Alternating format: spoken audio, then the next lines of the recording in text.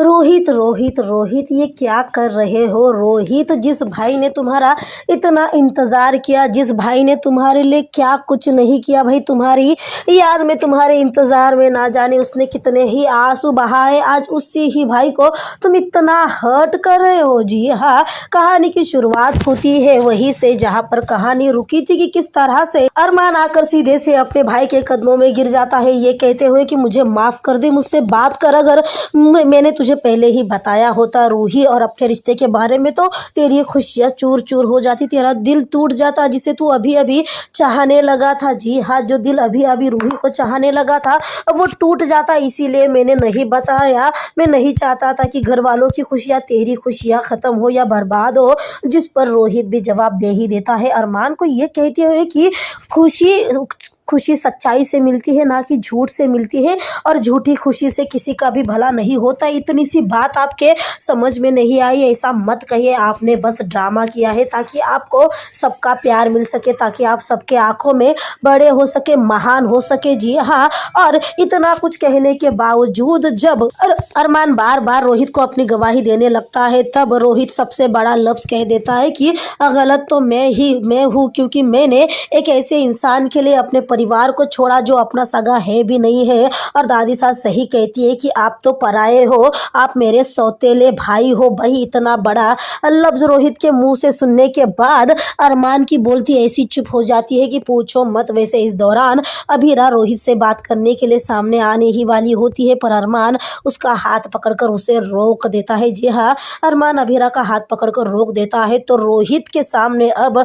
अरमान चुपचाप से भूत बनकर खड़ा हुआ होता है, क्योंकि वो बस अपने भाई की बातें और अपने भाई के इल्ज़ाम सुन रहा होता है। जहाँ पर रोहित अरमान से कहने लगता है कि आप हमेशा से ऐसे ही हो, मैंने बचपन से लेकर आज तक आपसे हर चीज़ शेयर की, मैंने अपने माँ बाप का प्यार, घर वालों का प्यार, हर एक चीज़ शेयर की, पर आप उसके हकदार ही नहीं थे। जी हाँ, यही कहा है रोहित ने। भाई, रोहित की इन बातों से अरमान इतना ज़्यादा आहत हुआ है, इतना ज़्यादा आहत हुआ है कि पूछो मत। साथ ही रोहित इतनी कई सारी बातें अरमान से कह रहा था कि अब माधव जी को भी बर्दाश्त नहीं होता, तभी तो माधव पोदार चिल्ला देते हैं अपने बेटे पर। जिसके बाद रोहित कहने लगता है देखिए कि इनको मुझसे ज़्यादा आपकी फिक्र है। जी हाँ, रोहित अपने पिता को भी ब्लेम करने लगता है, ये कहते हुए कि मेरे पिता को आपसे ज़्यादा, मुझसे ज़्यादा आपकी फिक्र है, और इतने ही कुछ सारे वर्ड रोहित बोल रहा होता है। उसी दौरान माधव पोद्दार का भी सब्र टूट जाता है और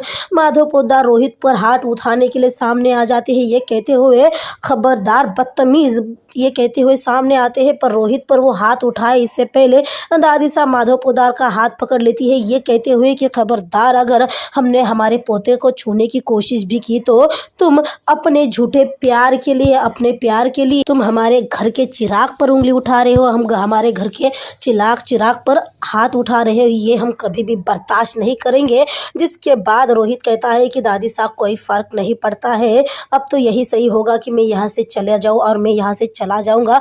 जिसके बाद दादी साहब परेशान होकर तुरंत से कहती है कि यह घर तुम्हारा है और तुम यहाँ से कहीं नहीं जाओगे। और दादी साहब तुरंत से बच्चों से कहती है कि वो रोहित को घर के अंदर लेके जाए। जिसके बाद सारे बच्चे आकर रोहित को घर के अंदर ले जाते हैं, तो वही रोहित काफ़ी गुस्से से और नफरत से अरमान को देख रहा होता है। जी हाँ, उसके बाद क्या है भाई, रोहित के जाने के बाद अरमान भी चुपचाप से वहाँ से चला जाता है और बाकी के घर वाले भी एक एक करके चले जाते हैं, सिवाय दादी सा और अभीरा। फिर लास्ट में दादी सा भी जाने लगती है, तो दादी सा दरवाजे तक गई होती है कि अभीरा उनकी तरफ बढ़ती है, और दादी सा जो दरवाज़ा बंद करने वाली होती है उन्हें रोक देती है। बट दादी सा सामने आकर अभीरा से कहती है कि लड़की क्या है, जिस पर अभीरा कहती है कि मुझे रोहित से बात करनी है। जिस पर दादी सा कहती है कि तुम मुझसे क्यों बात करोगे, जिस पर अभीरा कहती है कि मैं उसे समझाऊंगी। जिस पर दादी सा कहती है कि उसे समझाने वाली तुम होती कौन हो और तुम्हारा रिश्ता ही क्या है उससे। जिसके बाद अभीरा कहती है कि इंसानियत के नाते ही मैं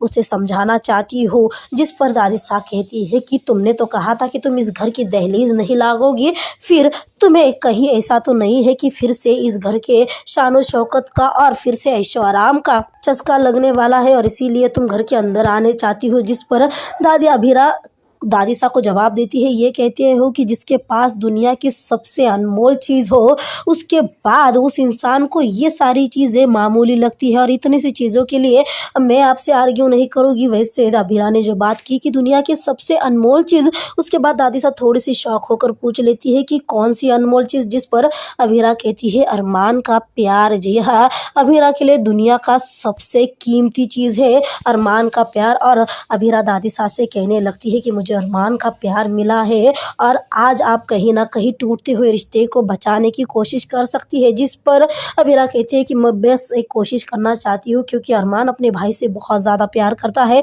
जिस पर दादीसा कहती है कि तुम क्यों कर रही हो ये सब, तुम्हें ज़रूरत नहीं है सब करने की। जिस पर अभीरा कहती है कि आप तो कर सकती है ना, तो फिर आप दो भाइयों के रिश्ते को टूटने से बचा क्यों नहीं रही है। कहीं ऐसा ना हो कि आपकी ज़िद की वजह से आपका पूरा घर बिखर जाए और बाद में आपको बहुत पछताना पड़े।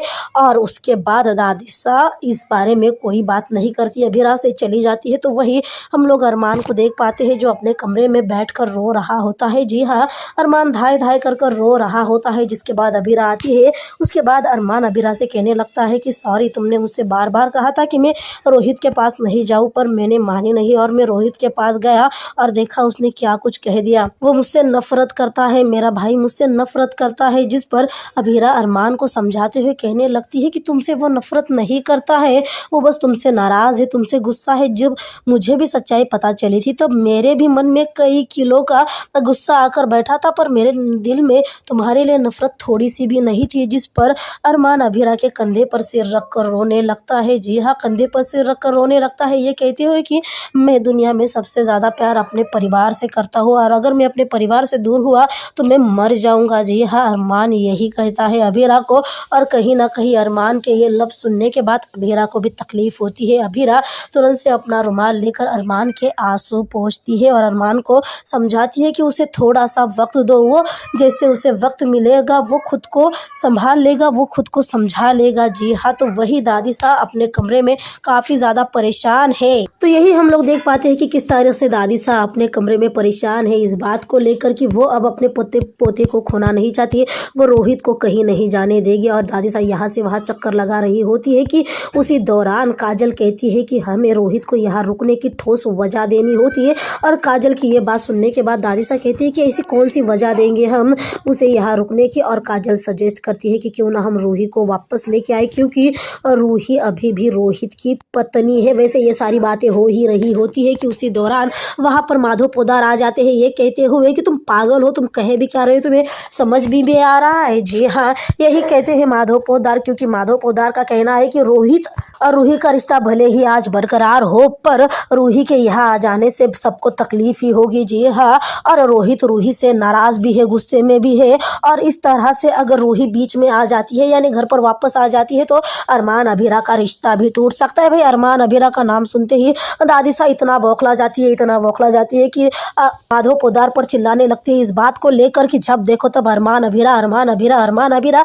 क्या वो आसमान से गिरे हुए देवी देवता है? वो तुम्हारे बेटे से बड़े हैं क्या? जिस पर माधव पोद्दार कहने लगते हैं कि मैं रोहित के बारे में ही बात कर रहा हूँ, क्योंकि अगर रूही इस घर में आती है तो सिवाय क्राइसिस के कुछ भी नहीं होगा। तो वही चारों बीच में बोलते हुए कहने लगती है, तो पहले भी यानी अरमान अभीरा के रिश्ते में भी तो पहले ऐसे ही हुआ था, दोनों सिर्फ नाम के पति पत्नी थी, पर आखिरकार वो इस रिश्ते के लिए राजी हो चुके हैं, यानी दोनों को एक दूसरे से प्यार हुआ। क्या पता रूही और रोहित का रिश्ता भी ऐसा ही हो। जिस पर माधव पोद्दार कहते हैं कि क्या गारंटी कि उन दोनों में भी ऐसा ही होगा, और यहाँ पर हालात बहुत अलग है। पर भाई दादीसा मानने थोड़ी वाली थी, दादीसा भी तय कर लेती है कि वही होगा जो वो चाहती है। जी हाँ, और दादीसा वहाँ से चली जाती है। वैसे इस दौरान विद्या भी बात करने की कोशिश कर ही लेती है, पर विद्या की कौन सुनेगा भाई। फिलहाल तो यहाँ पर जहाँ पर रूही को लेकर बात हो रही है, वो रूही तो देखिए क्या करने की तैयारी में है। रूही अपना सामान पैक कर कर अपने दोस्त के यहाँ जा रही है। जी हाँ,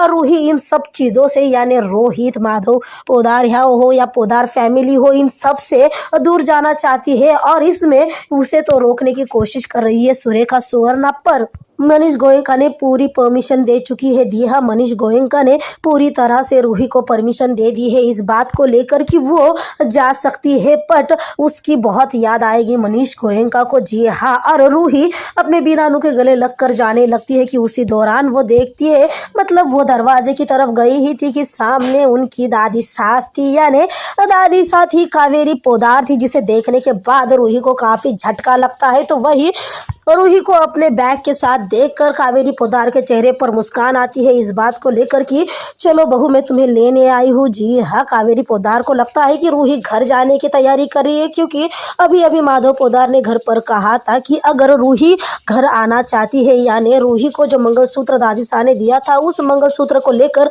अगर उसके मन में थोड़ी सी भी हामी होती तो उसका कम से कम एक कॉल तो आ जाता। ना तो रूही का कॉल आया है और ना ही खुद रूही आई है, और इसी वजह से कावेरी पोद्दार खुद गोयनका हाउस आई थी रूही को ले जाने के लिए।